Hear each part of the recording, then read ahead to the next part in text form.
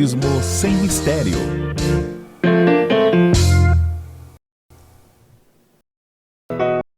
Nós estamos iniciando o programa Espiritismo Sem Mistério, estudando o Livro dos Espíritos. Sejam bem-vindos. Hoje com mais uma pergunta, mais perguntas de Allan Kardec para os espíritos superiores.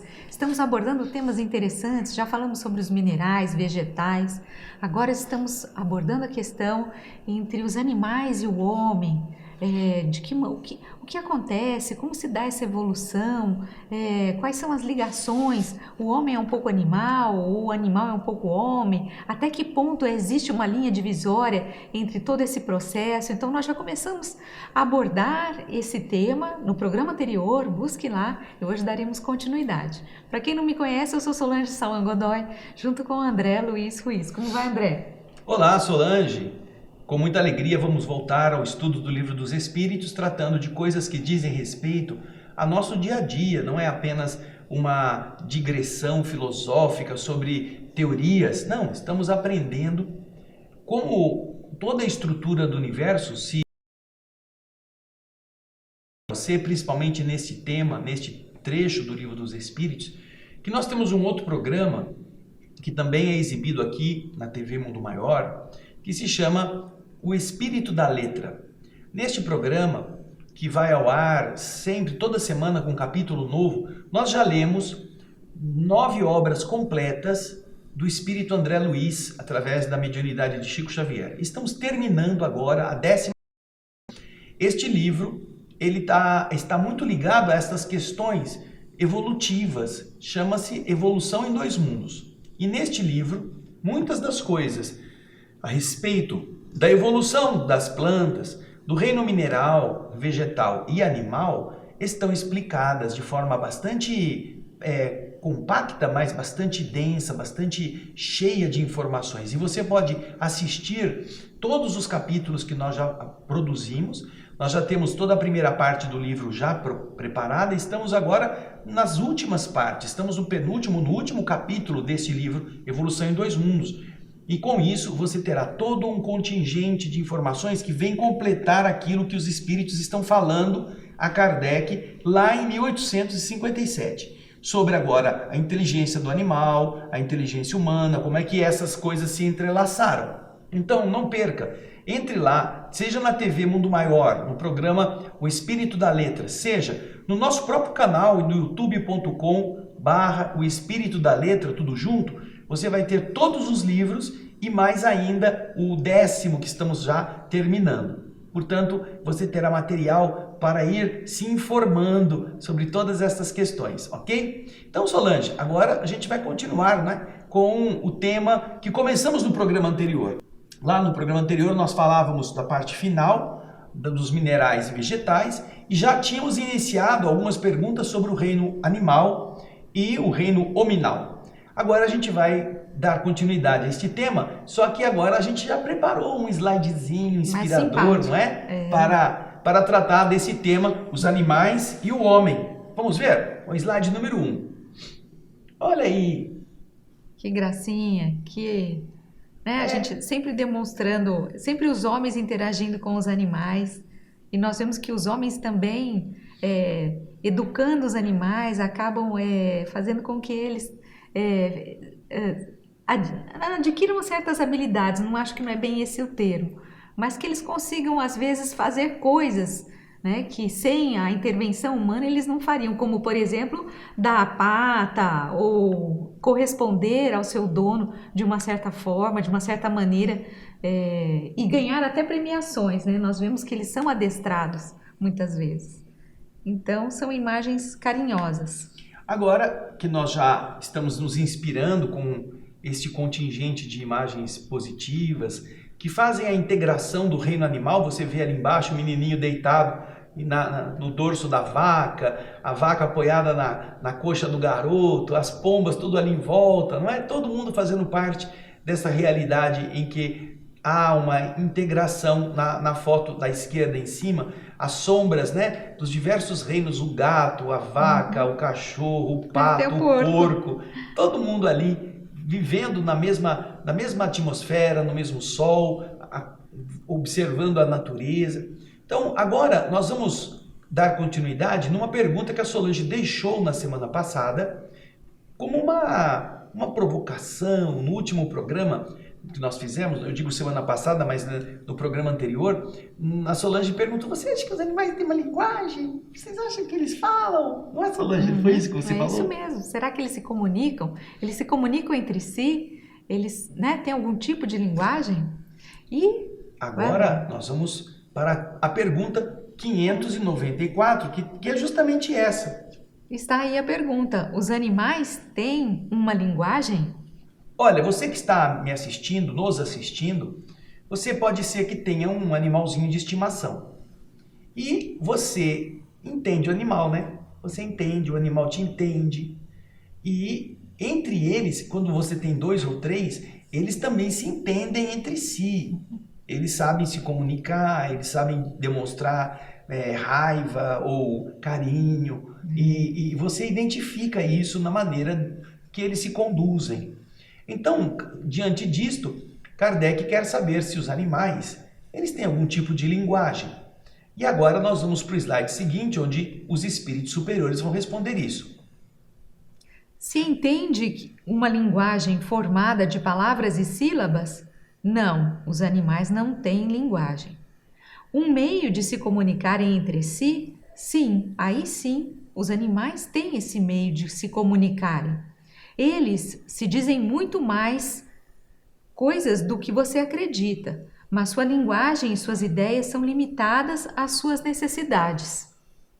Então você pode disso concluir uma coisa: eles não possuem o arcabouço desenvolvido que pode converter símbolos em sons.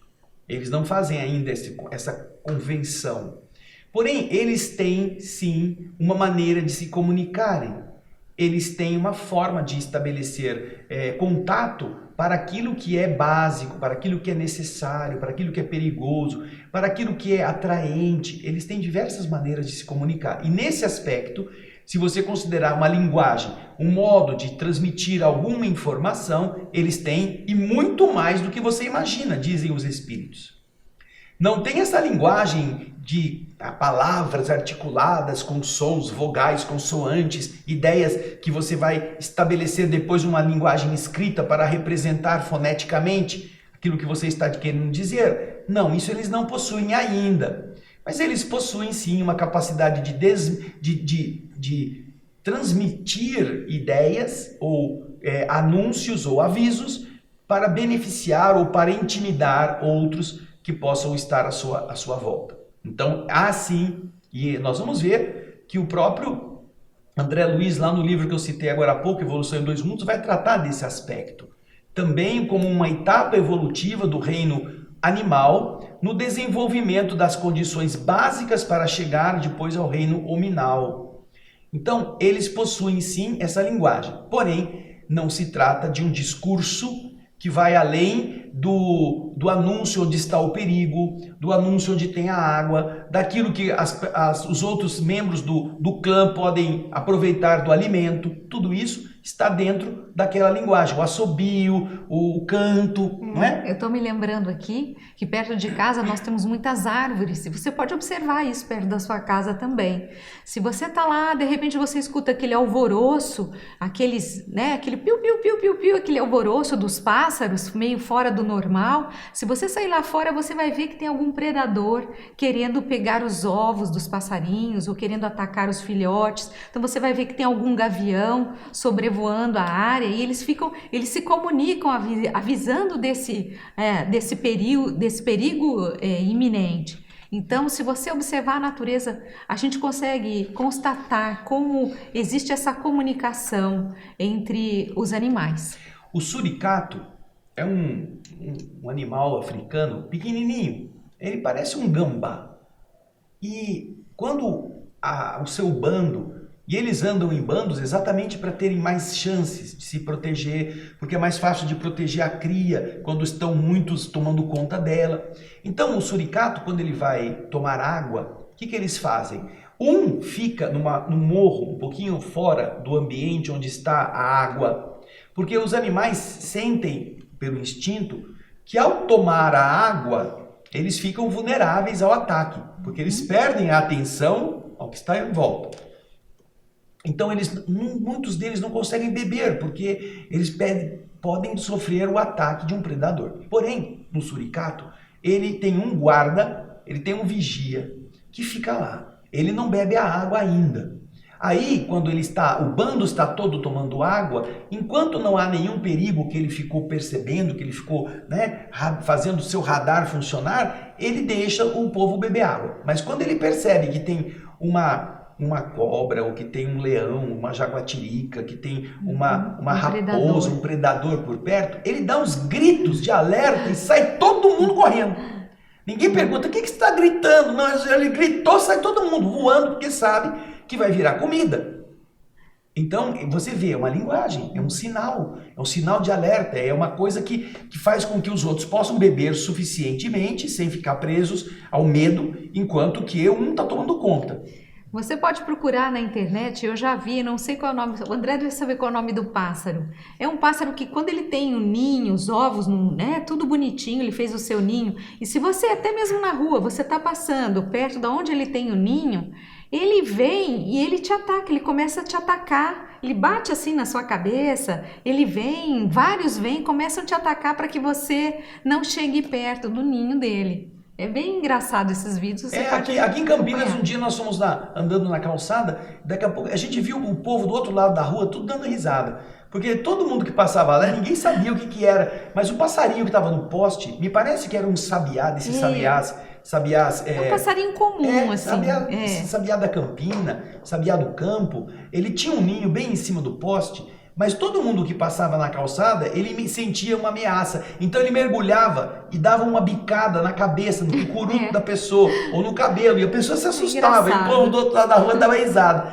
Porque eles viam o povo tudo assustado com o passarinho. Mas era o quê? Era uma maneira de ele avisar. Aqui você não vem não, que esse ninho é meu. Né? Esse território é meu, você não pode passar aqui. Esse caso é um ataque, é um comportamento. Ainda não é uma linguagem falada, assobiada. Mas tudo isso são maneiras de manifestação de alguma demonstração que ele está dando, não é mesmo? Então, essa é a resposta dos espíritos. Você entende mais ou menos como seus animais de estimação funcionam. Eles também entendem você. Eles sabem quando fizeram uma coisa errada, eles sabem quando estão fazendo arte, eles se escondem, eles sabem se proteger uns aos outros, eles sabem se ajudar. Então você vai ver que eles têm sim uma maneira de se expressar, que não é articulada com palavras e sílabas, mas eles dizem entre si muito mais do que você pode imaginar. Mas essas limitações se fazem em relação às suas necessidades, né? Eles não fazem um discurso poético, mas eles têm maneiras de atrair a fêmea, de demonstrar interesse, de demonstrar satisfação. Tudo isso é uma forma de linguagem.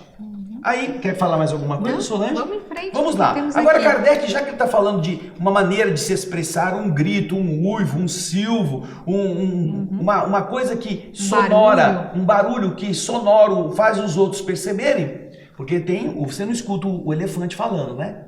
Você não escuta, mas ele fala. Ele fala. Ele emite um negócio chamado infrassom.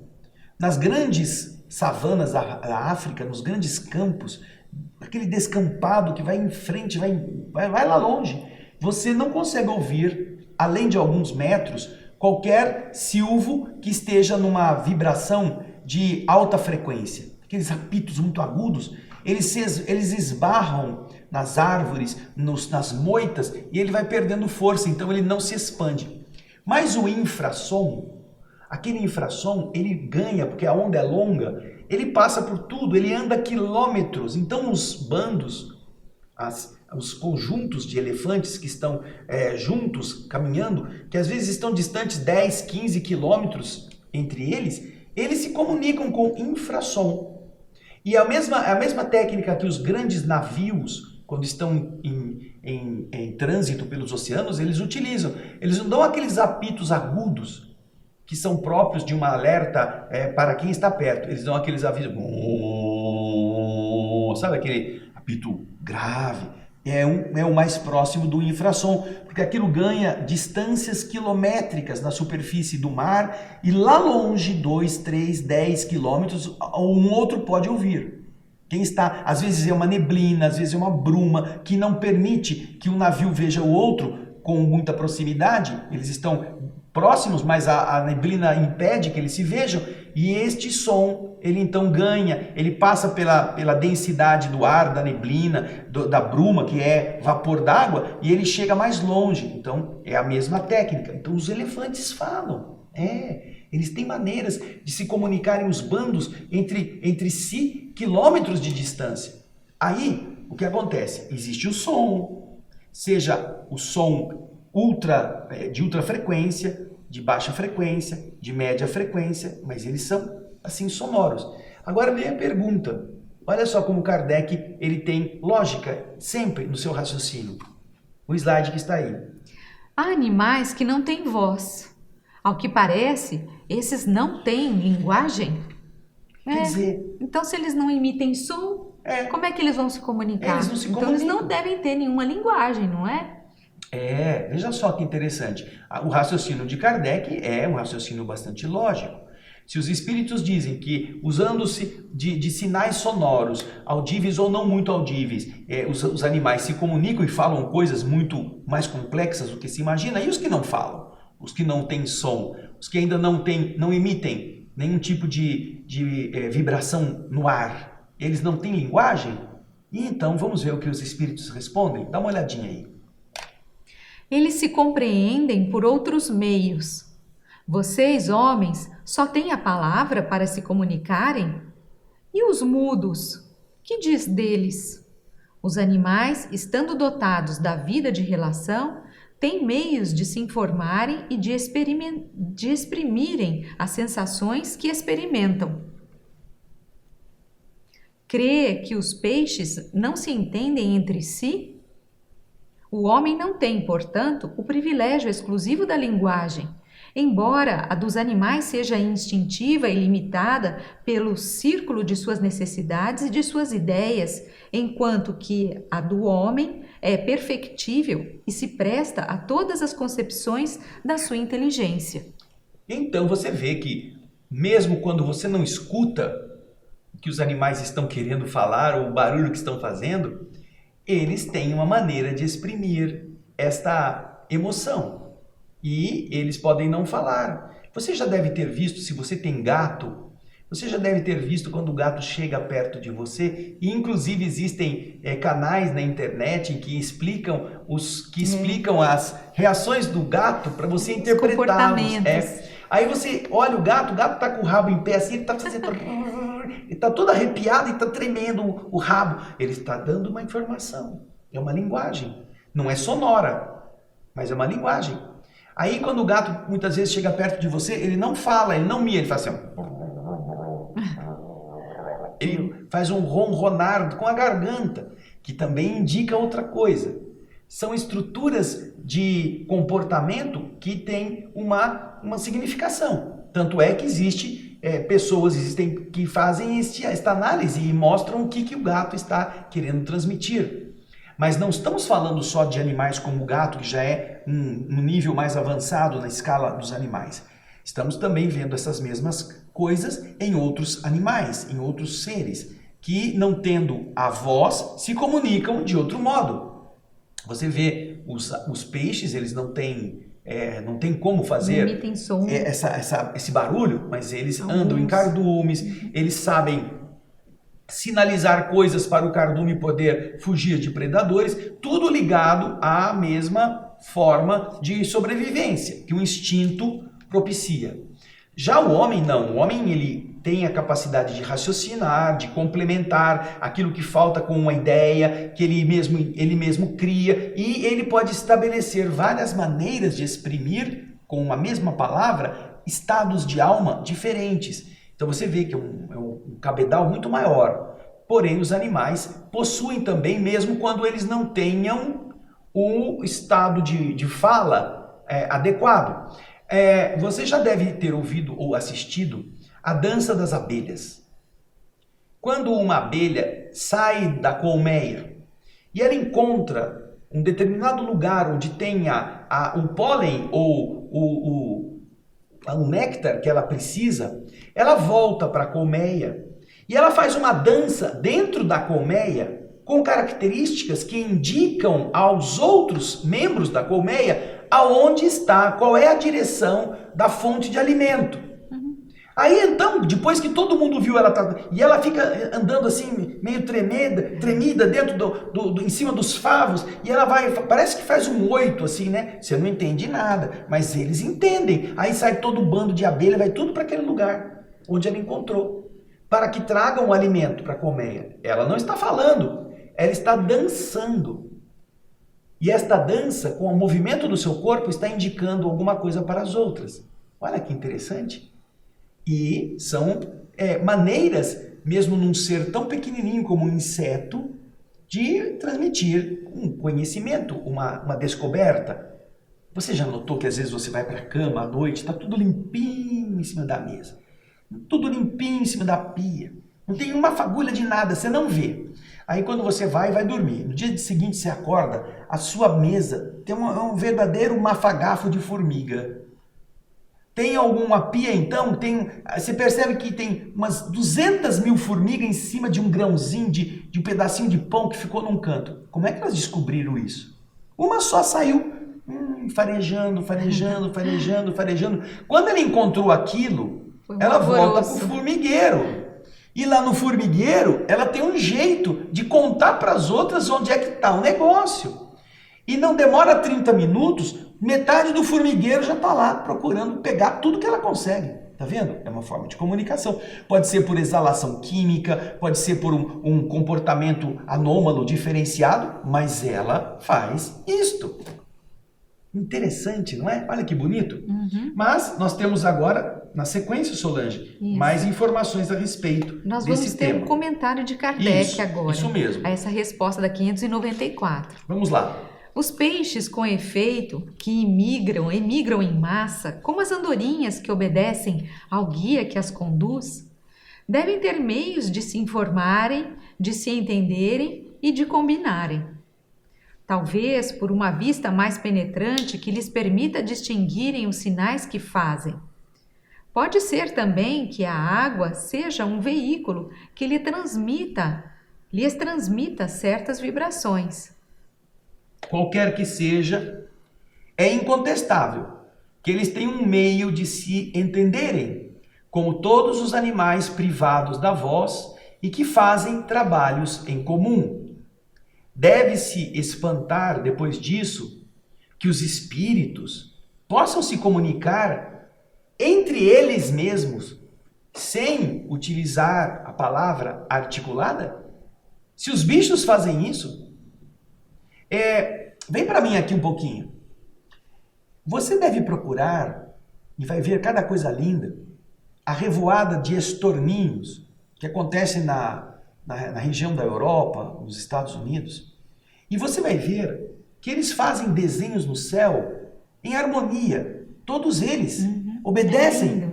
Mas são milhões de pássaros ao mesmo tempo. Você vê como essas coisas acontecem, e se você fizer com 10 pessoas para elas andarem e fazer a mesma coisa, elas erram. Você já deve ter visto, né? Coreografia, né? Coreografia de dança. Um faz assim, a outra está fazendo assim. Aí já mudou. Imagina, você pegar milhões de passarinhos para todos virarem no mesmo tempo, ao mesmo tempo fazer o mesmo desenho. É maravilhoso. E é isso que os espíritos estão falando. Estes seres têm modos de se comunicar que não depende de você falar ou de fazer barulho, porque você não consegue ouvir num bando de estorninhos, de andorinhas que seja, você não consegue ouvir o que uma disse. Vamos para a direita agora. Imaginou? Todo batendo asa, aquela voação, todo mundo grudado. O que está lá no fundo não escuta. Como é que vai virar? Mas todos viram. Parece que alguns dizem, eu não sei se é isso, tá? Alguns dizem que eles geram um campo de uma inteligência coletiva e que essa inteligência, como um ser autônomo, faz com que todos ajam da mesma maneira. Não sei se é possível. Um campo mórfico que faça com que eles se estabeleçam em forma coletiva. Porém, veja só, mas é inegável que alguma coisa os conduz, né? Tem uma ligação. Alguma coisa os conduz para fazer os mesmos movimentos. Entre na internet e você vai ver. Se a gente tiver aqui condições, a gente até pode colocar para vocês verem também. Mas se não, procure você as revoadas de pássaros, estorninhos, gaivotas. Gaivotas nem tanto, mas as andorinhas, quando elas vão fazer migrações, como elas são maravilhosamente coordenadas. Muito, muito bonito isso. Bom, nós vamos agora seguir, porque Kardec continua perguntando. Nós estamos na pergunta 595. Ele tem até uma... Volta um pouquinho no slide anterior, Solange. Isso. Na resposta. Você está vendo ali o número 282, né? Esse número 282 faz referência... Tenho sim. Faz referência a uma pergunta. É a pergunta 282 que nós já passamos por ela lá atrás. E que tem como indagação a seguinte questão. Como os espíritos se comunicam entre si? Por isso que ele está pondo esse número 282 aí no final. Porque, olha, diante de você ver os próprios animais se entenderem sem precisarem falar, não se deve espantar que os espíritos possam se comunicar entre si sem o socorro da palavra articulada. E é o que está explicado lá na questão 282, a maneira pela qual os espíritos se comunicam entre eles sem precisar falar, né? Então, é essa referência que está nesse número aí, tá bom? Para você ir pesquisar, agora que você já sabe como que você se relaciona com as numerações que às vezes aparecem nas respostas dos espíritos. Bem, agora vamos para a próxima pergunta. Os animais têm o livre-arbítrio de seus atos? Livre-arbítrio? Será O que é isso, que os animais podem fazer aquilo que eles desejam? Eles têm a vontade, realizam determinados atos? O que vocês acham? Existe essa possibilidade? Eles têm um livre-arbítrio da forma que nós humanos conhecemos? Arbítrio quer dizer você escolher, você decidir livremente. Os animais, como nós estamos estudando aqui, eles têm uma capacidade intelectual razoável, mas não plena. Eles têm instinto. Então Kardec, com base nisso, ele quer saber se os animais terão livre-arbítrio, como temos nós, os seres humanos, pela capacidade de pensar. Eles possuem algum padrão em que eles possam escolher e, obviamente, o livre-arbítrio pressupõe ou, como consequência, tem a responsabilidade. Se você é livre para escolher, você acaba sendo responsável pela escolha. Então, essas são questões filosóficas que são atinentes aos seres que pensam, mas que Kardec quer fazer um paralelo com aqueles que estão ainda nesse estágio animal não plenamente racional. E depois de fazer a pergunta, você vai ver a resposta dos espíritos. Eles não são simples máquinas como vocês acreditam, mas sua liberdade de ação é limitada às suas necessidades e não pode se comparar à do homem. Sendo muito inferiores ao homem, não têm os mesmos deveres. Sua liberdade está restrita aos atos da vida material. Não resta dúvida, e é interessante você pensar sobre isso quando você tem animal de estimação, não resta dúvida que às vezes você está num lugar e você vê o animal indo numa direção, a princípio, para fazer uma determinada coisa. Mas no meio do ele sai e vai fazer outra coisa. Você sabe, você chama o animal vem na sua direção. Aí, você vai agradá-lo, mas de repente ele vê uma lagartixa. Pronto. E ele para e vai atacar a lagartixa, porque agora eu vou brincar com a lagartixa. Ele esquece que você estava chamando por ele. O que é isso? Ele está exercendo um livre-arbítrio. Ele pode escolher. Ele pôde escolher entre atender o que você estava fazendo, chamando ele, ou ele brincar com o bichinho que agora veio provocá-lo. Isso ele pode fazer. Você vai passear com o seu cachorro. O cachorro adora ir passear, não é? Ele adora. E quando ele ouve a palavra passear, nossa, tem cada vídeo engraçado na internet, né? O cachorro fica lá atrás, brincando, lá em cima do sofá. Aí a dona pega o celular assim, faz de conta que ela está falando no celular, e ela está filmando o cachorro. Então ela começa assim, como se ela estivesse falando com alguém. Isso mesmo, Beatriz. vamos passear. Quando ela fala a palavra passear, o cachorro que está lá atrás, ele para e já fica abre assim, passear. Eu já sei essa palavra. É. Aí, isso, nós vamos na pracinha. Aí o cachorro fica alvoroçado, ele vem e ela está falando bonitinho. no telefone. Ou seja, o cachorro começa a pensar já, olha, eu vou passear, eu vou sair de casa. Eu vou sair. Aí, tudo bem, alegre, vai sair de casa. Agora, quando chega, em vez de ele passear e ir lá brincar, às vezes ele encontra um gato, ele quer correr atrás do gato na rua. Ou ele encontra outro cachorro e vai brigar com o cachorro. Você vai passear e vai brigar? Porque é o instinto. Então ele pode escolher entre uma coisa e outra. Agora, naturalmente, isso não vai gerar para ele consequências de deveres. Ele vai ter, naturalmente, os limites dessas escolhas, geralmente atreladas aos atos da sua vida material. E ao fazer isto, ele vai começar a ter o discernimento para escolher uma coisa ou outra, mas ele ainda não é responsável pelas escolhas. Ele está em adestramento espiritual. Ele está em um processo de modelagem do futuro cérebro ou da futura mente, quando ele já então poderá discernir. E estas são coisas interessantes. Por quê? Porque quando o animal ele passa por uma situação em que ele se sente ameaçado, ele foge daquilo, sempre. Ele passa longe. Então, você vê, isso também, eu vou dar um exemplo de gato. Se tem alguém na família que faz o gato se assustar, bate o pé, gosta de ver o gato pular de susto... Mesmo que seja por brincadeira, né? Mesmo por brincadeira, não é por maldade, por brincadeira. Esse gato pega uma versão daquela pessoa que quando a pessoa entra na sala, o gato se manda pela janela. Entra atrás do sofá, porque ele já sabe que ali há perigo. Você já ouviu falar naquela célebre frase, né? Que gato escaldado tem medo de água fria. Alguém que por um dia, ou com raiva, jogou água fervendo em cima de um animal qualquer, um cachorro, um gato, todas as vezes que você pega um copo d'água, ele já sabe que vem água. Então ele não quer saber se é quente, se é frio, ele foge. Ele tem medo. É como quando você fala pro cachorro que você vai dar banho. Vamos tomar banho? O cachorro odeia água, ele se manda. Ou ele já fica pronto para te atacar, porque ele não quer ir tomar banho. Aí imediatamente você fala, vamos passear, ele já fica todo feliz, vamos passear. Ele não fica falando, essa mulher tá me enganando. Às vezes a gente nem fala, você pega só a coleirinha assim dele, ó, e mostra. Ele fica doido. Ou o esguicho. Ó, ele se manda.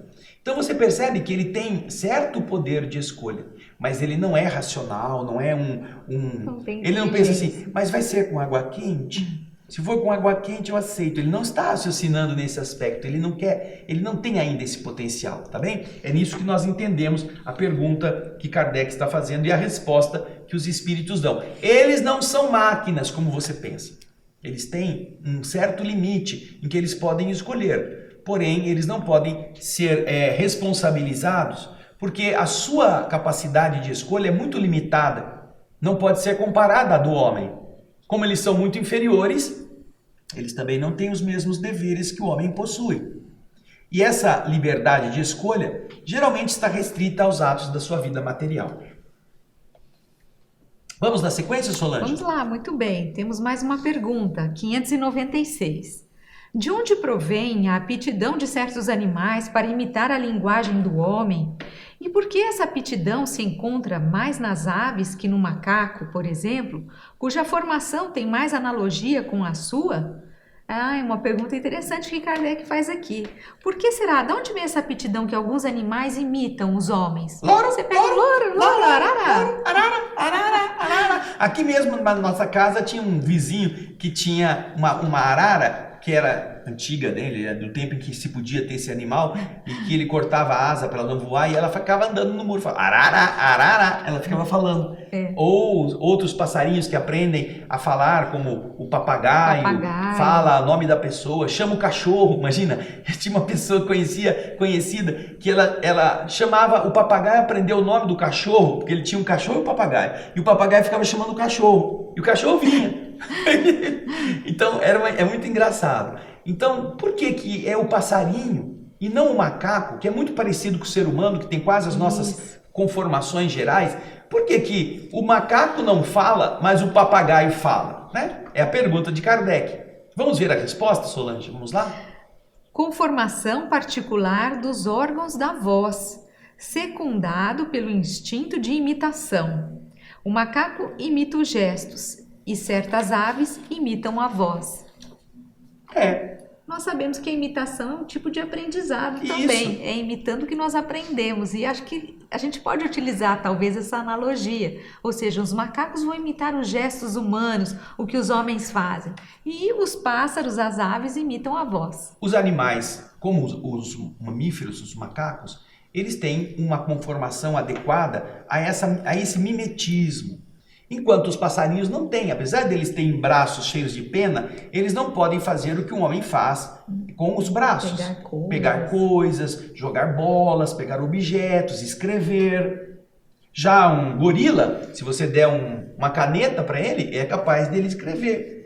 É certo que não vai escrever nenhuma poesia, nenhuma palavra, mas ele vai rabiscar aquilo, ele vai entender que aquilo faz uma marca no chão ou num pedaço de papelão. Já o passarinho não tem essa habilidade. Agora, a habilidade do pássaro, de acordo com a sua potência canora, ele precisa muito da estrutura de canto para ele poder se comunicar com os outros da sua espécie ou para alertar sobre problemas. Ele tem mais facilidade no caso dos papagaios, das araras, de algumas... como que chama aqueles passarinhos que a Otília tem? Aquele passarinho? Calopsita. Eles também têm facilidade de tratar dessa articulação sonora de uma forma parecida com a do humano, porque eles aprendem. Eles imitam. Da mesma forma que o macaco imita o ser humano, pelos gestos que o ser humano faz, eles imitam a voz. Como os homens ficam falando sempre com ele, eles ficam tentando repetir a mesma palavra. Não é mesmo? Então você vê que é a adequação da estrutura que mais facilite a imitar aquele que eles estão vendo ou convivendo. Seria estranho você ver um passarinho coçando a cabeça assim, né? Imitando um homem. Né? E seria também esquisito você ver um gorila falando arara, arara, porque ele não tem essa estrutura vocal para fazer isso. Mas você vê ele imitar o modo do ser humano fazer as coisas, ao mesmo tempo que você vê o passarinho falando palavras inteiras, às vezes frases, porque aprendeu imitando. Ele não entende o significado, mas ele imita. É por isso que algumas pessoas muito maldosas ensinam o papagaio a ficar falando palavrão. Porque o palavrão chama a atenção de todo mundo, o povo fica dando risada e o papagaio não está sabendo o que está falando, não é mesmo? Então. E agora, Solange, Agora vem uma pergunta interessante de Kardec, 597. Ele fala o seguinte, olha só. Visto que os animais têm uma inteligência que lhes dá uma certa liberdade de ação, há neles um princípio independente da matéria?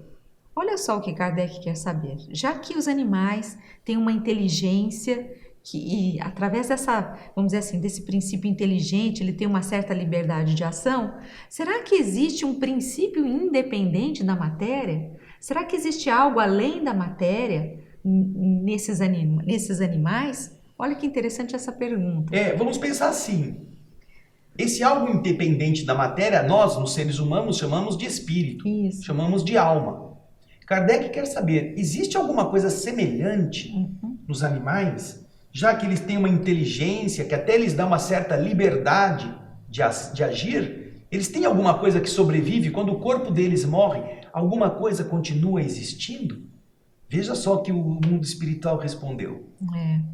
Sim, e que sobrevive ao corpo. Sim, eles possuem sim algo que sobrevive ao corpo. Não fica na terrinha que você jogou em cima, no buraco que você fez para enterrar o passarinho, o peixe, o cachorro, o gato. Não, existe sim algo e este algo sobrevive ao corpo físico. Olha só. Mas aí, na mesma pergunta, você vai voltar no slide lá, tem uma outra pergunta dentro da questão 597. Esse princípio é uma alma semelhante à do homem? Mas já que então ele tem algo além do corpo, será que esse algo além é uma alma como o homem possui, né, a sua semelhante, semelhante, igual a do homem? Será então que um passarinho pode ter encarnado com a alma de um homem e aí num corpo de passarinho? A alma do animal existe e ela é parecida com a do homem? É a pergunta que Kardec faz e que os espíritos agora vão responder para nosso aprendizado. Vamos lá. É também uma alma, se quiser. Isso depende do sentido que se dá a essa palavra. Ela, porém, é inferior à do homem. Há entre a alma dos animais e a do homem tanta distância como entre a alma do homem e Deus. Então você vê que, apesar de existir uma coisa que sobrevive à matéria, que sobrevive ao corpo e que tem uma individualidade, ela é inferior à alma que o homem já possui. Então, essa dualidade, corpo e espírito, corpo e princípio inteligente, corpo e alma, os animais também possuem. No entanto, ela é bastante ainda não complexa diante da complexidade que é a nossa. A nossa alma tem muito mais potência, tem muito mais recursos, porque é de um ser que já avançou muito adiante. Você imagine, por exemplo, só para comparar, você vai visitar uma tapera lá no interior da floresta. E você vai chegar lá, nessa tapera tem o quê? Ela tem telhado, ela tem porta, ela tem paredes. Pode ser de taipa, pode ser de terra amassada, pode ser de pedaço de bambu. Ela tem uma divisória, ela tem um quarto, uma salinha, tem uma cozinha rústica, tem um lugar, um buraco no chão onde as pessoas fazem suas necessidades. Ou seja, é uma estrutura onde uma pessoa, uma família podem viver. Podem se abrigar da chuva, podem se proteger do vento, podem se proteger dos animais que venham atacá-los. Agora, se você sair dali e você for para uma grande cidade, num condomínio desses luxuosos, de qualquer grande cidade, você vai ver o quê? Você vai ver uma casa com parede, com janelas, com portas, com salas, com quartos, com banheiros, com cozinha, toda a mesma estrutura para morar uma família. Só que a complexidade de uma casa moderna, de uma casa mais socialmente falando preparada, é totalmente diferente da casa da choupana, no meio da floresta. Então, mal comparando as coisas em termos de complexidade de espírito, a alma dos animais é esta alma menos ainda complexa, menos avançada, enquanto que a alma do homem já deu todo um passo além, mas ela ainda é muito distante da força cósmica criadora. Então ele compara, há uma distância tão grande entre a alma do animal e a alma do homem, quanto entre a alma do homem e Deus. Por esse motivo que na doutrina espírita, um espírito humano não pode renascer num corpo de animal, porque a estrutura eletromagnética do perispírito não estará podendo modelar um corpo como o de um animal, no material que foi lhe fornecido pela conjugação dos gametas masculino e feminino daquela espécie. Ele não consegue, não há como adequar uma coisa na outra, tá bem? Então, com isso, nós esperamos que você tenha entendido que o seu bichinho de estimação tem um princípio inteligente, sim, que continua a existir depois que o corpo morre, tá? Mas não pense que seu tio, que é um cara assim meio ranzinza, é a reencarnação daquele seu cachorro mal-humorado que nasceu agora como o seu tio, ou que seu tio renasceu naquele bicho peçonhento que você encontrou ali e que está mordendo a perna da sua família porque ele não gostava de você, tá? E eu já vou adiantar para vocês a próxima pergunta. Vem, cenas dos próximos capítulos. A alma dos animais conserva, depois da morte, sua individualidade e a consciência de si mesma?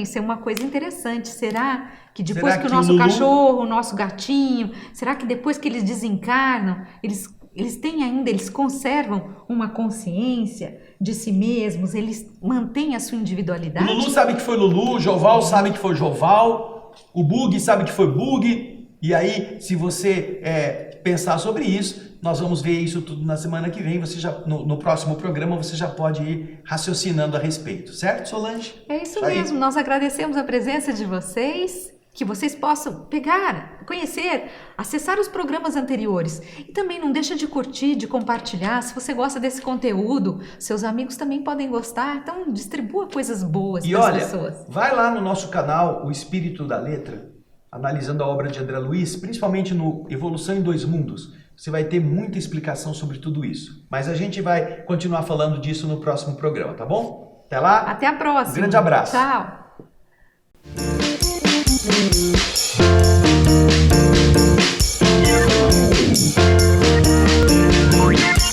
Espiritismo sem mistério.